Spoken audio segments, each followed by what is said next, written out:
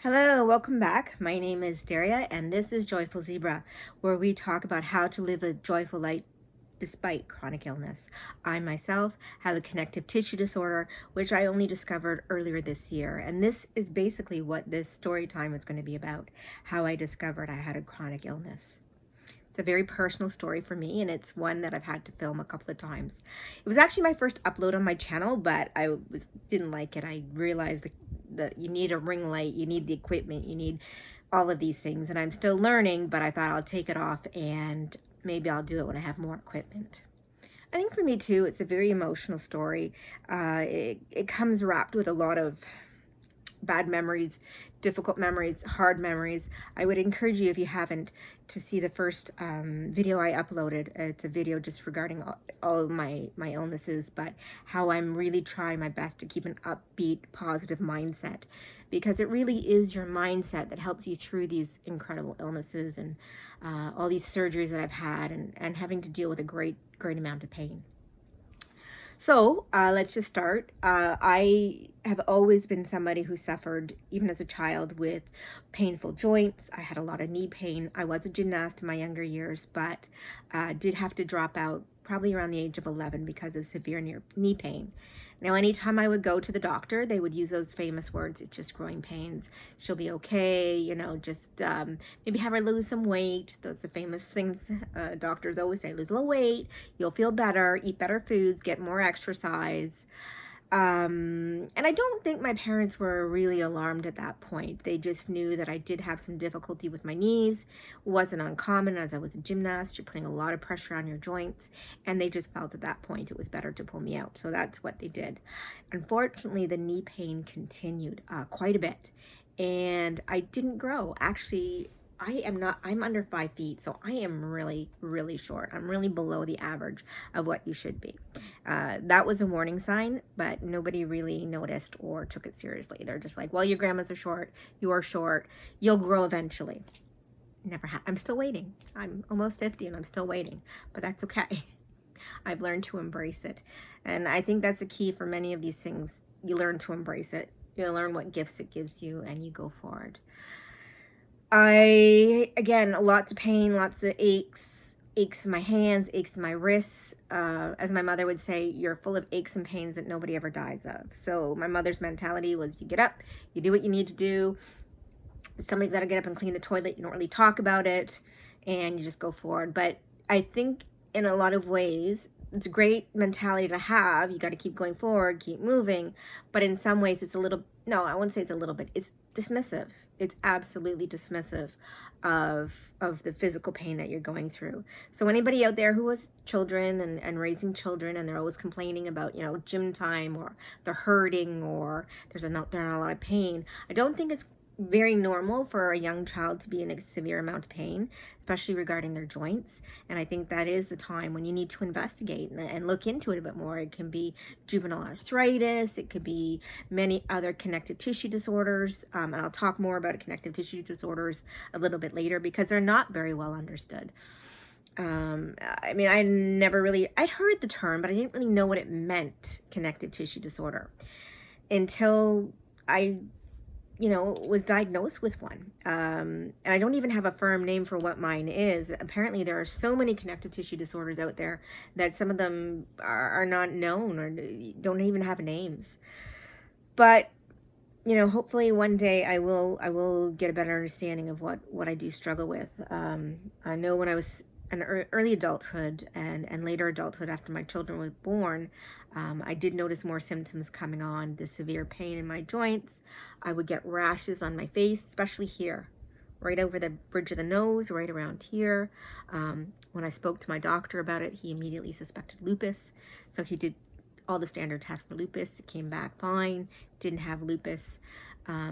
About 2 to 3 years ago, I would say I started having a lot of pain in my hips, just excruciating, to the point when sometimes I would step down and it felt like an electric shock was going right the way through my body. Spoke to my doctor about it. He said, you know what, lose a little weight. You're probably just, carrying too much weight on the hips. Get some more exercise in. You'll be okay. Came back again. He basically said, we'll do some x-rays and see what's going on here, but I don't suspect that it's anything. I had been going to a chiropractor, and he felt very strongly it was just my hips were weak. I needed to strengthen them. At my age, at the time, he didn't think it would be, arthritis. Well, it came back arthritis, and it came back severe. So there are different stages of arthritis. For example, mild, what you start off with, you have a very mild case of it, goes to moderate or medium, and then of course severe, or what they call end stage.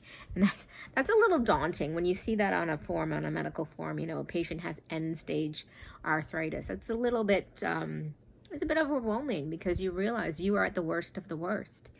And my doctor said, try physio. Let's try physio. We are going to try, obviously, losing weight. That's super important. And you're going to come back to me in a few weeks, and we're going to see how we're doing.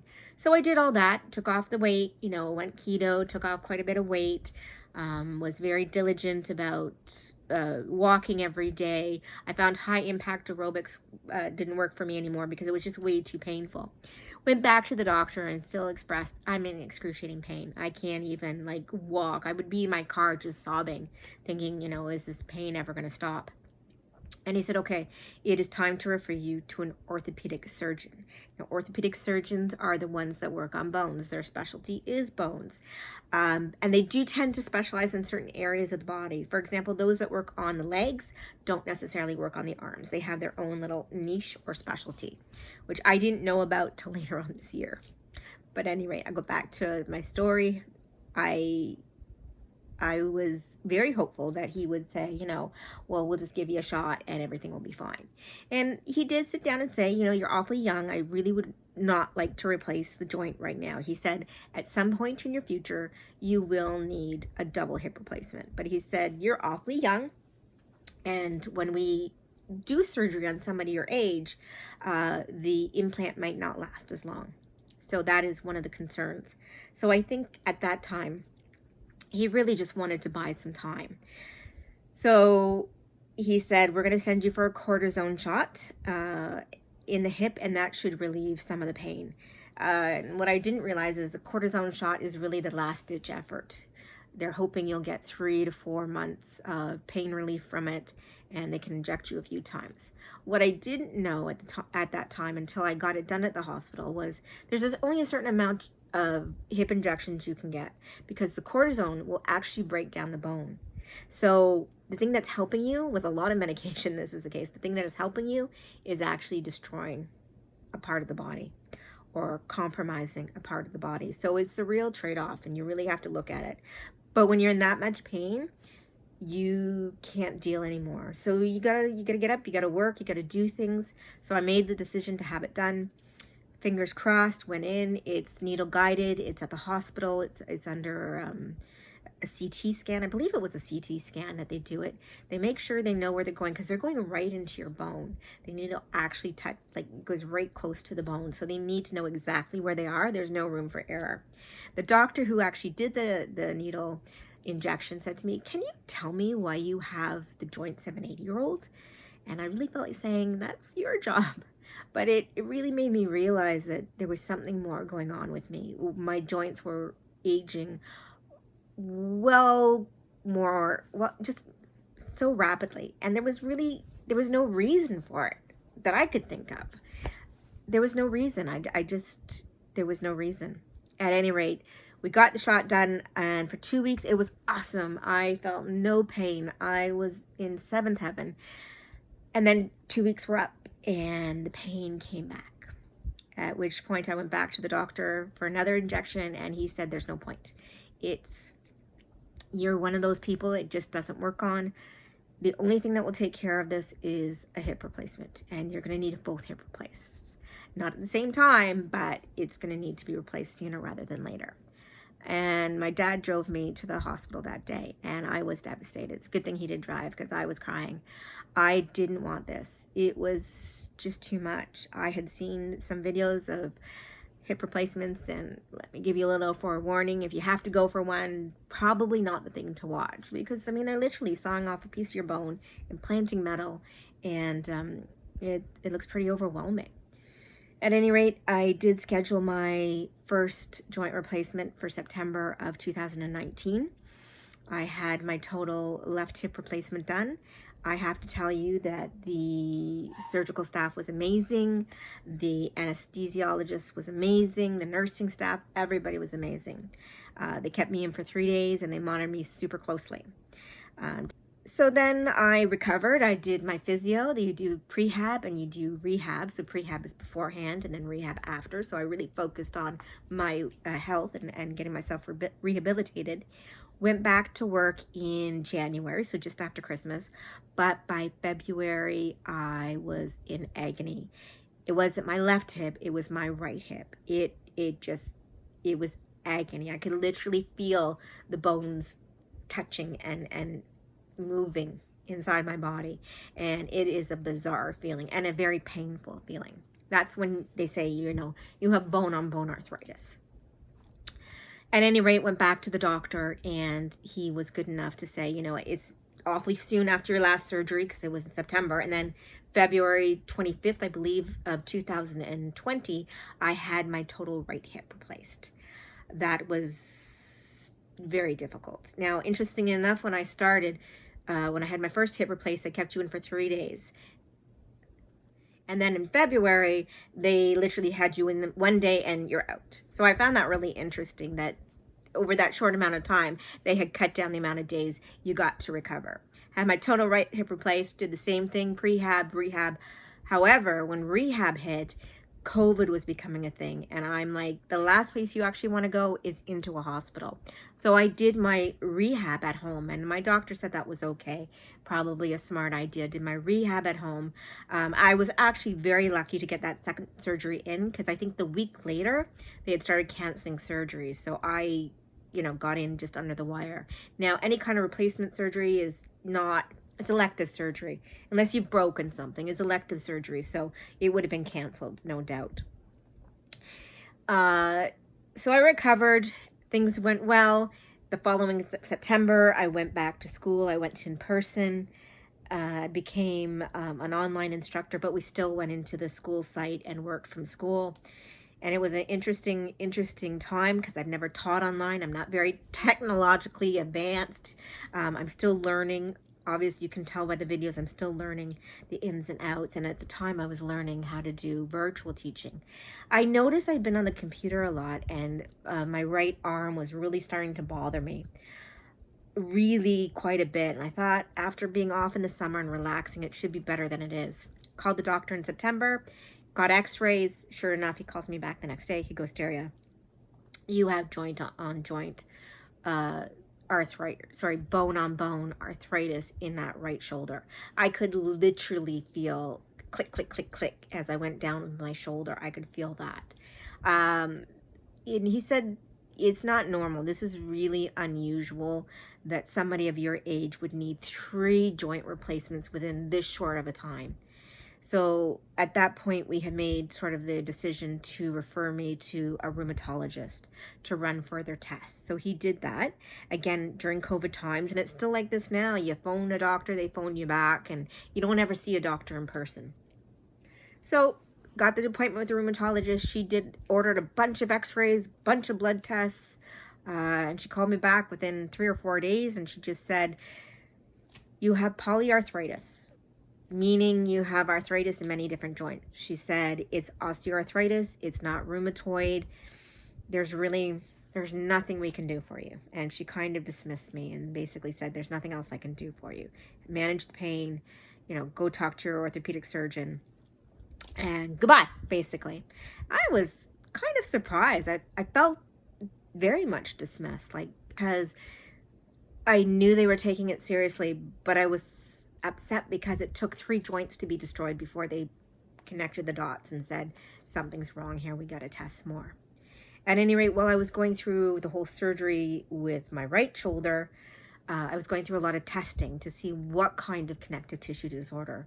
He didn't feel I had Ehlers-Danlos, but wasn't sure. So he referred actually me to sick kids to get genetic testing done. He felt whatever I had, I was born with. It was probably causing my height to be, less than normal. It could possibly, it was definitely causing the joints to destroy at a rapid pace. It could be affecting my heart, a few other organs. I know he wanted my ears tested and my eyes tested right away. And he sent a note to everybody saying, you know, she has connective tissue disorder. They tested me for everything. Everything. And as all this testing was going on, I underwent my third joint replacement, September of 2021. So just this past September, had a total right shoulder replacement. And I've been recovering. And that has sort of been the whole reason I wanted to start this channel, to support people who are going through joint replacement, who are struggling with unknown diagnosis, and really just being there and not just talking about what's going on, but looking at ways to find joy despite, you know, the question marks, despite the pain, despite your relatives thinking, you know, oh, you're a hypochondriac, or oh, you're always sick. I mean, I hear that a lot. Oh, you're always sick. Or maybe if you just had a more positive mindset. And okay, I can accept a lot of those things, but to it, you really have to step back and know that this person is genuinely in pain. Just because you don't see it, and just because physically I may look well, you know, you don't know what's going on the inside of somebody's body. Pain is and even for medical professionals, they'll tell you it's the hardest to treat, right? If they can't find a reason you're having pain, it's the hardest to treat. However, there's a lot of good doctors out there who are willing to dig a little deeper and to look a little longer. So I was really blessed to have that. I'm still hoping to get an answer. I'm not convinced. I don't have Ehlers-Danlos. There's really no blood test for the hypermobile type that I possibly have.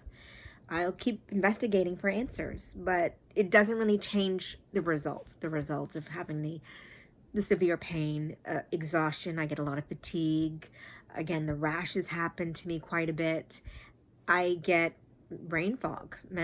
There are times where I can't think of a word, and it's very frustrating because it's right at the tip of your tongue and it's like you can't get it out. So the brain fog comes with it. Again, severe pain. I will sublux my joints. So in other words, my joints will come out of the socket sometimes and I'll have to reposition it. A lot of interesting things happen. You got to remember that connective tissues, like that cartilage, is like the collagen in your body. It holds everything together. And if you, instead of having, pretend you're a house, instead of having cement between, you know, keeping everything stable, they put you together with silly putty and things kind of slip and slide and move around. And that's what happens when you have a connective tissue disorder. Anyways, that was a really long explanation of what I've been going through and why I started my channel. But if you stuck it out, thank you so much. Thank you so much for joining me on this wellness journey. I know there's so many people out there who just want to learn and want to know more and want to live a joyful life despite everything. If you have been told you need a joint replacement, I would encourage you to go for it. It has changed my life. My pain is amazing. It's night and day. It's a game changer. What can I say? Again, I'm healing from my shoulder, so I can raise my hand about this much, which is pretty good. You know, okay, it's not the other side, but it's much better than it was. And I will be back and I will be stronger than ever. And you know what? I will get my answers. I will find out what exact connective tissue disorder I have and how can I help others who are struggling with the same. Thank you for listening. Please like and subscribe.